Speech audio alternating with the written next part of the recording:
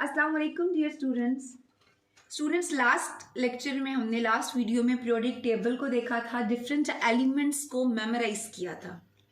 आज हम इन एलिमेंट्स के इलेक्ट्रॉनिक कॉन्फ़िगरेशन स्टडी करेंगे। इलेक्ट्रॉनिक कॉन्फ़िगरेशन देखने से पहले आपको एलिमेंट के एटॉमिक नंबर पता होना चाहिए। लाइक सोडियम है, जैसे कि हाइड्रोजन देखें बेटे, हाइड्रोजन का एटॉमिक नंबर होता है 1। इसी तरह सोडियम अगर हम ले लें तो सोडियम का एटॉमिक नंबर क्या है 11। और अगर आप एलिमेंट्स देखें तो एलिमेंट्स को हमने अरेंज किस बेस पे किया, hydrogen atomic number 1, helium atomic number 2, lithium 3 and so on. Means periodic table में एलिमेंट्स को अरेंज किया गया है in ascending order of their atomic number. हमें एलिमेंट का एटॉमिक नंबर पता होगा तो हम उसके इलेक्ट्रॉनिक कॉन्फ़िगरेशन फाइंड कर सकते हैं। सो बेटे नेक्स्ट आज हम देखते हैं इलेक्ट्रॉनिक कॉन्फ़िगरेशन ऑफ एलिमेंट्स। सो बेटे इलेक्ट्रॉनिक कॉन्फ़िगरेशन की अगर आज हम बात करें तो जैसे मैंने अभी बताया कि एलिमेंट्स की इलेक्ट्रॉनिक कॉन्फ़िगरेशन देखनी है तो हमें पहले एटॉमिक नंबर को देखना होगा। अब इसको आगे स्टार्ट करने से पहले इट इज़ रिक्वेस्टेड कि मेरी वीडियो को वॉच कीजिएगा, अगर अच्छी लगे तो लाइक ज़रूर कीजिएगा और चैनल को सब्सक्राइब कीजिएगा। एंड अगर आपने कोई सजेशन देनी है तो ज़रूर कमेंट सेक्शन में लिखिएगा। It will be an appreciable act from your side. So बेटे इलेक्ट्रॉनिक कॉन्फ़िगरेशन अगर देखें तो एटॉमिक नंबर का पता होना ज़रूरी है। अब हमें पता है कि एटॉमिक नंबर होता क्या है, अगर नहीं भी पता तो देख लेते हैं। Atomic number is number of protons, और जितने नंबर ऑफ प्रोटॉन्स होंगे उतने ही इलेक्ट्रॉन्स होंगे। जैसे अभी मैंने आपको बताया सोडियम का एटॉमिक नंबर कितना है 11, मतलब सोडियम के पास कितने प्रोटॉन्स हुए 11।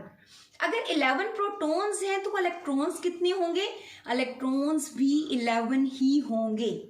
अगर हमें इलेक्ट्रॉन्स पता है एलिमेंट्स के तो मतलब हम उसके इलेक्ट्रॉनिक कॉन्फ़िगरेशन लिख सकते हैं। अब इससे पहले हमें यह भी पता होना चाहिए कि इलेक्ट्रॉन्स होते कहाँ पे हैं, कहाँ एग्जिस्ट कर रहे होते हैं, कहाँ लाए कर रहे होते हैं। हम कह तो देते हैं कि एटम में इलेक्ट्रॉन्स हैं revolving around the nucleus, but होते कहाँ पे हैं। तो इसको मैं एक एग्जांपल से आपको समझाना चाहूंगी। इट सेम लाइक बेटे कि आपने किसी का एड्रेस तलाश करना है। आपको ये तो पता है कि वो लाहौर में रहता है, लेकिन आपको ये नहीं पता कि वो लाहौर की किस स्ट्रीट नंबर, किस हाउस नंबर, किस ब्लॉक नंबर में है। तो क्या आप उस शख्स तक पहुंच सकते हैं? I don't think so. आपको पता होना चाहिए ना कि उसका स्ट्रीट नंबर क्या है, हाउस नंबर क्या है, तभी आप उस शख्स तक पहुंच सकते हैं। तो यहाँ पे भी बेटे देखिए, जब आप स्ट्रीट नंबर की बात करें, सपोज आपने फाइंड करना है किसी का एड्रेस, आप सबसे पहले देखोगे उसका स्ट्रीट नंबर क्या है। इसी तरह हम इलेक्ट्रॉन्स को देखना चाह रहे हैं वो कहाँ पे हैं, तो इलेक्ट्रॉन्स के केस में जो स्ट्रीट है वो क्या है, उनके शेल्स हैं।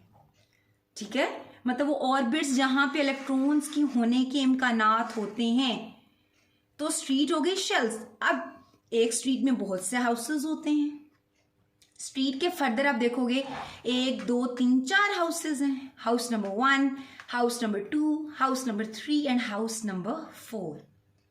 इलेक्ट्रॉन्स में मैंने आपको क्या कहा, इलेक्ट्रॉन के केस में जो स्ट्रीट है वो क्या हो गए, शेल्स हो गए।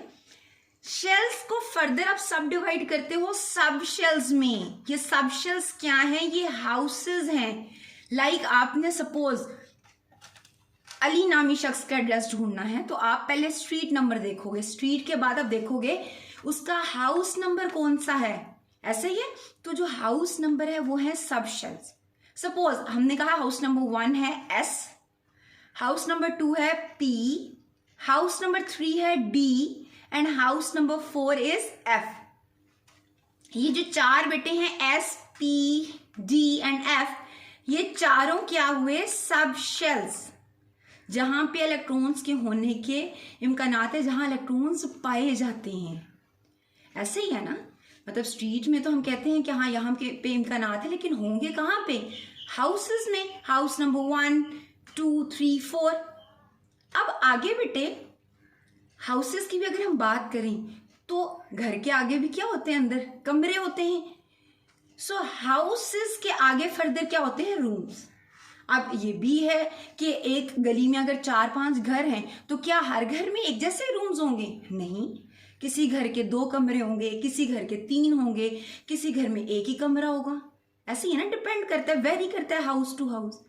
इसी तरह बेटे इलेक्ट्रॉन्स की अगर हम बात करें तो मैंने कहा शेल्स, देन फर्दर सब डिवाइडेड इनटू सब शेल्स, और हर सब शेल मतलब हर हाउस नंबर की जब हम बात कर रहे हैं उसके आगे फर्दर क्या है, रूम्स हैं जिनको आप ऑर्बिटल्स कह रहे हो।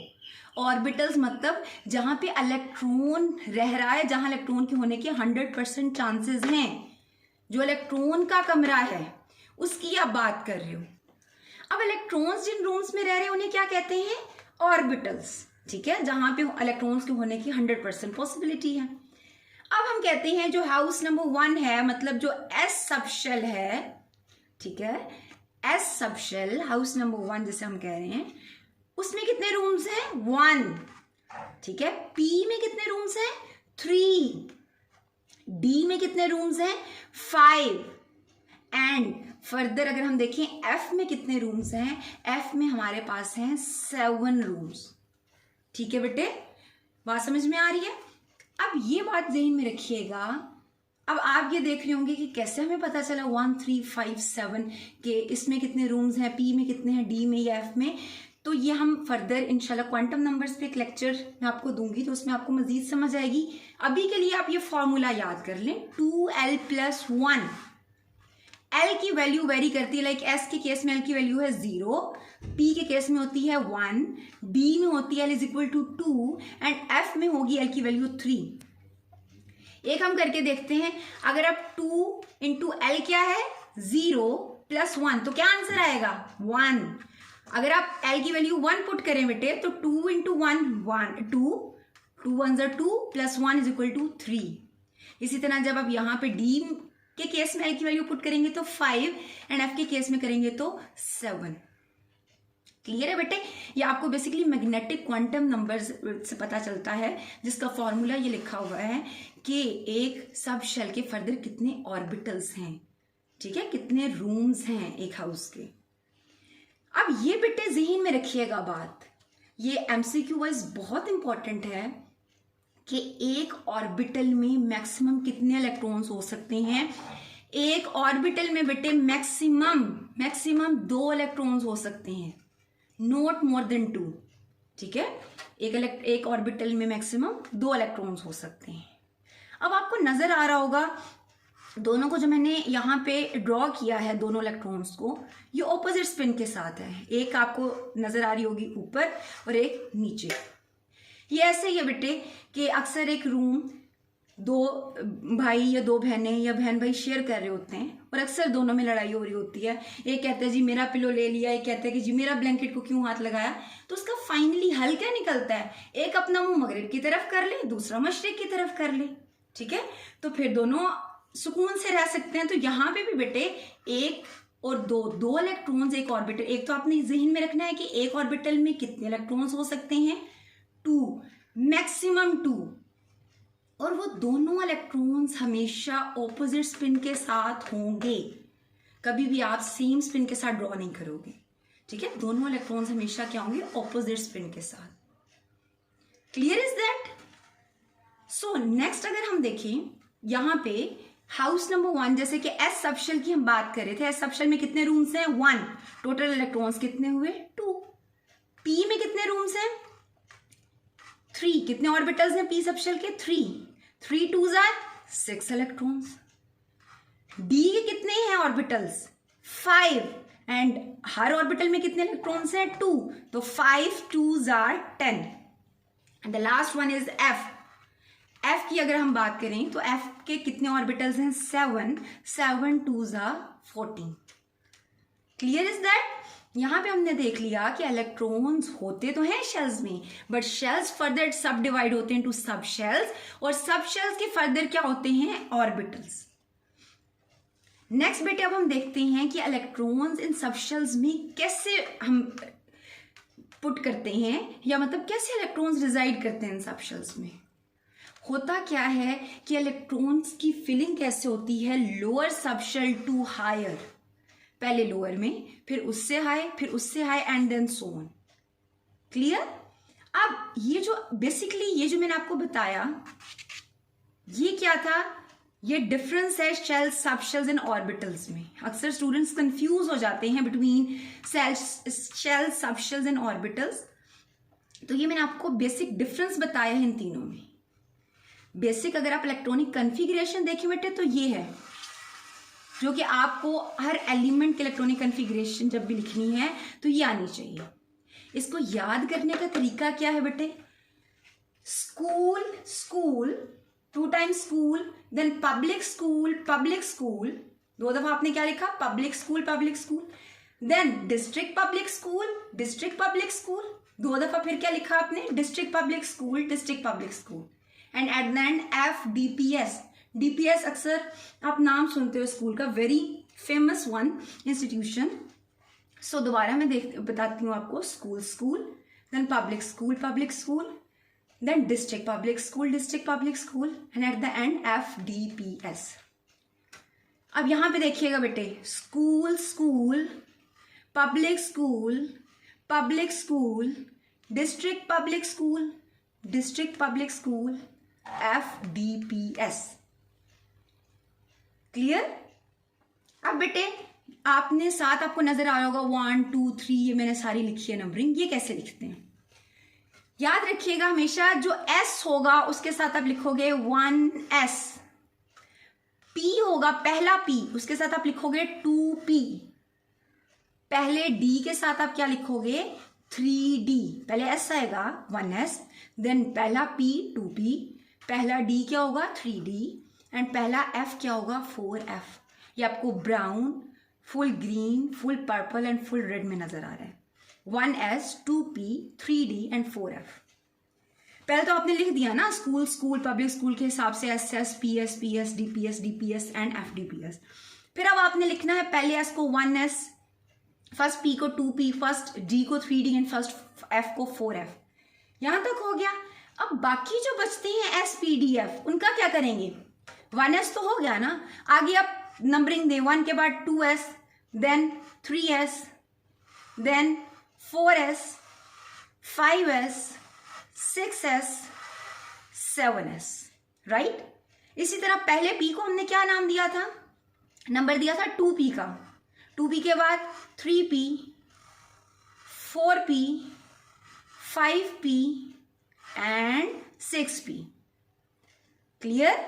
इसी तरह बेटे हमने फर्स्ट D को क्या नाम दिया था? 3D का, 3D, 4D, 5D, एंड पहले F को हमने क्या नाम दिया? 4F। तो ये आपको सारी electronic configuration within no time, within a single minute याद भी हो गई, आपको ये भी पता चल गया साथ आपने नंबरिंग कैसे देनी है। और ऊपर हम डिस्कस कर चुके हैं कि S जो कि मैंने कहा था सब शेल, मैक्सिमम कितने इलेक्ट्रॉन्स आ सकते हैं? 2, क्योंकि कितने ऑर्बिटल्स हैं? 1। P में मैक्सिमम कितने इलेक्ट्रॉन्स आ सकते हैं? 6, क्योंकि P के आगे फर्दर 3 ऑर्बिटल्स होते हैं। वो मजीद हम इंशाल्लाह क्वांटम नंबर का जब मैं एक लेक्चर दूंगी उसमें हम स्टडी करेंगे। Px, Py and Pz 3 orbitals होते हैं, 6 इलेक्ट्रॉन्स। इसी तरह S फर्दर 2, फिर P में 6, S में 2, D में कितने आ सकते हैं मैक्सिमम? 10 इलेक्ट्रॉन, क्योंकि D के कितने ऑर्बिटल्स हैं? 5। और इसी तरह आप फिलिंग करते जाओगे उनके एटॉमिक नंबर को देखते हुए। क्लियर इज दैट बेटे? अब इसमें आप ये भी देखोगे कि अच्छा ये जो SPDF लिखा हुआ है, ये तो आपको समझ आ रही है कि SPDF क्या है? सब शेल्स हैं, ऐसे ही है। अब इसमें ये जो आपको नजर आ रहा है 1 2 3, ये क्या है? ये शेल नंबर्स हैं। मतलब देखिए आपको 1S नजर आ रहा है कि पहला शेल है, पहले शेल के बाद आप जाओगे 2 पे, 2 नजर आ रहा है, इसका मतलब है कौन सा शेल है? दूसरे शेल की बात हो रही है। अगर आपका इलेक्ट्रॉन सपोज है बेटे 4P में एक इलेक्ट्रॉन है, इसका मतलब है कि आपके जो एलिमेंट है उसके पास टोटल कितने शेल्स हैं? 4 शेल्स हो गए। क्लियर? इसी तरह अगर आप कह रहे हो कि सपोज, चलें आगे हम एग्जांपल्स देखते हैं तो आपको समझ आ जाएगी, लेकिन इतना यहाँ पे याद रखें कि SPDF ये तो आपको पता है कि ये क्या है? सब शेल्स हैं। साथ जो नंबरिंग दी गई है बेटे, ये किसको रिप्रेजेंट कर रहे हैं? शेल्स को। ठीक है, नंबर ऑफ शेल्स, लाइक 5 ऐसा तो मतलब 5वां शेल है एलिमेंट के पास। एलिमेंट के आउटर मोस्ट शेल में जो इलेक्ट्रॉन्स हैं वो किस शेल में है? 5th शेल में। क्लियर? अब इसको आगे हम देखते हैं इलेक्ट्रॉनिक कन्फिग्रेशन की 2-3 एग्जाम्पल से। ताकि आपको मजीद क्लियर हो जाए। सबसे इजी एग्जांपल आप लोगे हाइड्रोजन की। हाइड्रोजन का एटॉमिक, जैसे मैंने आपको बेटे लेक्चर के स्टार्ट में बताया, आपने इलेक्ट्रॉनिक कन्फिग्रेशन देखनी है तो आपको किसको देखना पड़ेगा, एलिमेंट के एटॉमिक नंबर को, because atomic number is number of protons. जितने प्रोटॉन्स है उतने ही क्या होंगे, इलेक्ट्रॉन्स। अगर आपको प्रोटॉन्स का पता है आपको इलेक्ट्रॉन्स का पता चलेगा, और इलेक्ट्रॉन्स का पता होगा तो आप उसकी इलेक्ट्रॉनिक कन्फिग्रेशन लिख सकते हो। अब बेटे हाइड्रोजन है, हाइड्रोजन का एटॉमिक नंबर होता है 1। सो हाइड्रोजन का आप क्या लिखोगे, 1s1। सिंपल 1 है, s में दो इलेक्ट्रॉन्स आ सकते हैं ना, एक इलेक्ट्रॉन आया s में, यहीं पे खत्म। सोडियम का एटॉमिक नंबर कितना बताया था मैंने अभी आपको, 11। तो देखें आप कहां तक जाओगे, school, school, public school, s में कितने आ गए, 2। देन s में कितने आएंगे, 2। p में कितने आएंगे, p में हमने भी डिस्कस किया 6। कितने हो गए टोटल, 6, 7, 8, 9, 10। पीछे कितने इलेक्ट्रॉन्स बचे बेटे, 1। वो अगले सबशेल मतलब 3s में चला जाएगा, 3s1। अब अगर यहां पे आप देखो सोडियम में, तो देखिए कितने शेल्स हैं सोडियम के पास, क्या लग रहा है आपको, देखिए 1, 2, यहां पे खत्म हो गया, 3s मतलब सोडियम के पास 3 शेल्स, मतलब सोडियम का जो इलेक्ट्रॉन है, आउटर मोस्ट इलेक्ट्रॉन, वो किस शेल में है, 3rd शेल में। क्लियर इज दैट बेटे। एंड लास्ट वन अगर आप देखिए, आर्गोन की एक एग्जांपल ले लेते हैं। आर्गोन का एटॉमिक नंबर है 18। ये लास्ट हमने डिस्कस भी किया था। आर्गोन क्या है, नोबल गैस है। 18 के केस में देखिए तो बेटे s, 1s, 2s, 2p, 3s and 3p, 1s2, 2s2, 2p6, 3s2। यहां तक अगर आप देखो तो कितने इलेक्ट्रॉन्स बनते हैं, 6, 7, 8, 9, 10, 11, 12। 12 में आप 6 और ऐड करोगे, और p में देखें 6 के 6 ऐड हो रहे हैं तो ये 18 पूरे हो गए। हाँ, अगर अब आर्गोन के बाद आता है, जैसे मैंने बताया अभी आपको, एलिमेंट्स को अरेंज किया गया on the basis of their atomic number. Argon के बाद पोटेशियम अगर आप लो, पोटेशियम का एटॉमिक नंबर होता है 19। तो उस केस में अब क्या होगा, 3p खत्म, इसके बाद अब चौथा शेल आएगा, ठीक है, मतलब जो आउटर मोस्ट शेल होगा वो कौन सा होगा, 4th one। Clear is that. तो इस तरह आप क्या कर सकते हो, आप एलिमेंट्स की इलेक्ट्रॉनिक कन्फिग्रेशन देख सकते हो। आप एलिमेंट्स की इलेक्ट्रॉनिक कन्फिग्रेशन को विद इन नो टाइम याद भी कर सकते हो, समझ सकते हो। और इसमें सबसे इंपॉर्टेंट पॉइंट, शेल्स, सबशेल्स और ऑर्बिटल्स के दरमियान डिफरेंस, ठीक है। और आपको पता हो कि एलिमेंट्स को आप कैसे अरेंज करते हो, सॉरी एलिमेंट्स में जो इलेक्ट्रॉन्स हैं उनको आप कैसे फिल करते हो in their subshells. Clear is that. Hopefully आपको पूरी ये वीडियो समझ आ गई होगी, इलेक्ट्रॉनिक कन्फिग्रेशन का कॉन्सेप्ट क्लियर हो गया होगा। मजीद अगर कोई क्वेश्चन है, कोई सजेशन है तो ज़रूर कमेंट सेक्शन में पूछिएगा। Thank you very much.